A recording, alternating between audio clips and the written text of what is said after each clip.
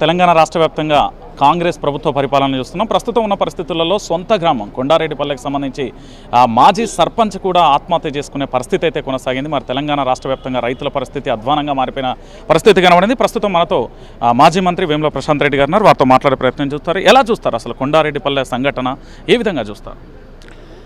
ఈ రాష్ట్రంలో ఒక నియంత రాజ్యం వెళ్తూ ఉన్నాడు. ఆయన ఒక రాజులా బిహేవ్ చేస్తూ ఉన్నాడు. ఆయనను ఎవరు అడగద్దు, ఎవరు ప్రశ్నించద్దు. ఆయన ఇచ్చిన హామీలు నెరవేర్చమని చెప్పి ఎవరు అడగద్దు. ఆయన కన్ను దేని మీద పడితే అది రావాల్సిందే. ఏ భూముల మీద ఆయన కన్ను పడితే ఆ భూములు ఆయనకు కావాల్సిందే, ఆయన కుటుంబానికి కావాల్సిందే. ఇట్లా ఆయన నియంతల రాజ్యం వెళ్తూ ఉన్నాడు.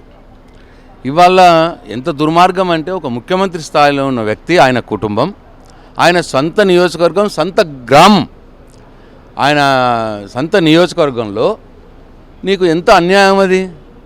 ఒక మాజీ సర్పంచ్ ఇంటికి గోడకు అడ్డం కట్టేస్తే పాపం ఆయన వేడుకొని బతిమిలాడి, అయ్యా నా ఇంటికి నేను ఎట్లా పోవాలా, ఈ గోడను తీసేయండి అని అడిగినా వినకుండా ఆ సర్పంచ్ ఈయనను ప్రశ్నిస్తున్నాడని, ఈయన చెప్పిన హామీలు నెరవేర్చలేడు అని ప్రజల్లో మాట్లాడుతున్నాడని ఆ మాజీ సర్పంచ్ ఆయన మీద కక్ష పెట్టుకొని ఆయన ఇంటికి అడ్డుగా గోడ కట్టేస్తే ఆ మనస్తాపంతో పాపం ఆయన 85 సంవత్సరాల పెద్ద మనిషి ఆత్మహత్య చేసుకొని సూసైడ్ నోట్ రాసి మరీ చనిపోయాడు.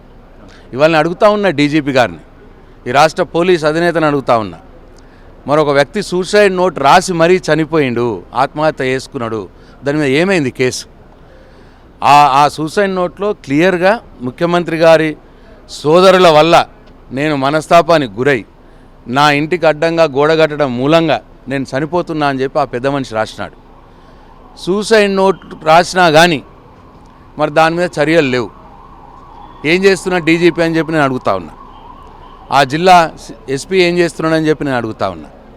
ఇట్లా వాళ్ళ ఇష్టారాజ్యంగా వాళ్ళ సొంత నియోజకవర్గంలో దౌర్జన్యాలు, వాళ్ళ సొంత నియోజకవర్గంలో గిరిజనుల భూములు లాక్కోవడం, వాళ్ళ సొంత ఫార్మా కంపెనీల కోసం.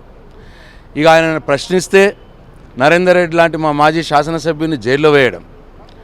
నువ్వు 420 హామీలు ఇచ్చినావు, 6 గ్యారెంటీలు అన్నావు, ఏమైంది చేస్తలేమని మా కేటీఆర్ గారు ప్రశ్నిస్తే కేటీఆర్ గారిని జైల్లో వేస్తా అని భయపెట్టడం.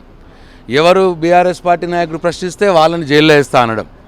ఒక నియంతల కేవలం 11 నెలల కాలంలోనే ప్రజాపాలన పేరు మీద ప్రజల్ని మోసం చేసి ఇవాళ గద్దెనెక్కిన ముఖ్యమంత్రి రేవంత్ రెడ్డి గారు వాళ్ళు నియంతలా వ్యవహరిస్తూ ఉన్నారు. అంటే కొండారెడ్డిపల్లెలో జరిగిన సంఘటనలో పూర్తి స్థాయిలో అక్కడ పేరు రాసి మరీ కూడా సూసైడ్ నోట్ ఉంది.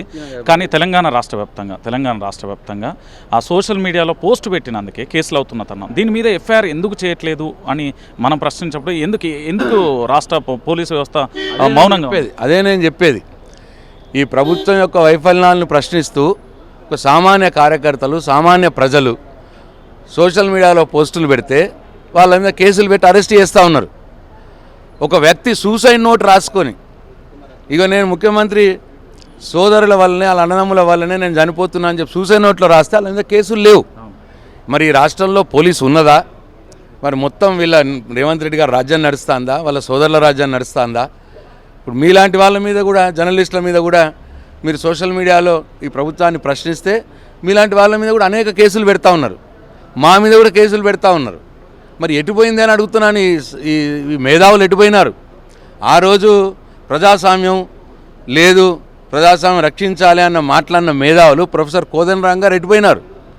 మురళి గారు ఎటుపోయినారు? తొలివేలుగు రగ్ గారు ఎటుపోయినారు? వీళ్ళందరూ ఎటుపోయినారు? వాళ్ళ నోళ్ళు ఏమైనాయి వాళ్ళవి?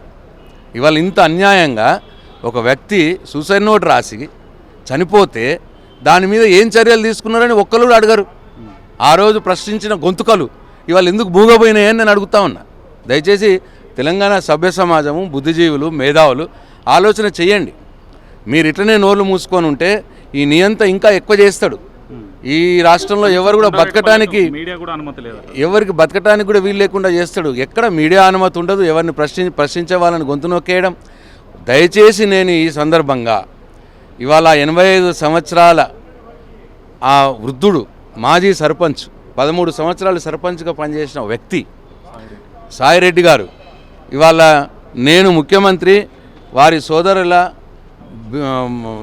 వేధింపులు తట్టుకోలేక నా ఇంటికి అడ్డంగా నేను పోలేకుండా గోడ కట్టడం మూలంగా మనస్తాపానికి గురై చనిపోతున్నా అని చెప్పి సూసైడ్ నోట్ రాసి మరీ పురుగుల మంది చనిపోయే పరిస్థితిలో ఇవాళ ఈ మేధావులు ఏం చేస్తున్నారు? మేధావులు అడగాలి అని చెప్పి నేను కోరుతా ఉన్నా. ఇవాళ ఎందుకు కేసులు కావట్లేదు అని చెప్పి అడగాలి మేధావి లోకం అని చెప్పి నేను మీ ద్వారా కోరుతాను. Thank you very much. చూసారు కదా, మొత్తానికి తెలంగాణ రాష్ట్ర వ్యాప్తంగా జరుగుతున్న నిర్బంధానికి సంబంధించి ప్రశ్నిస్తే కేసులు, కానీ కొండారెడ్డిపల్లెకి సంబంధించి సొంత సంఘటన కూడా రాష్ట్ర ముఖ్యమంత్రి వాళ్ళ బంధువుల మీద పోలీసు వ్యవస్థ ఎందుకు చర్యలు తీసుకోలేదు అంటూ కూడా ప్రశ్నిస్తున్న పరిస్థితి.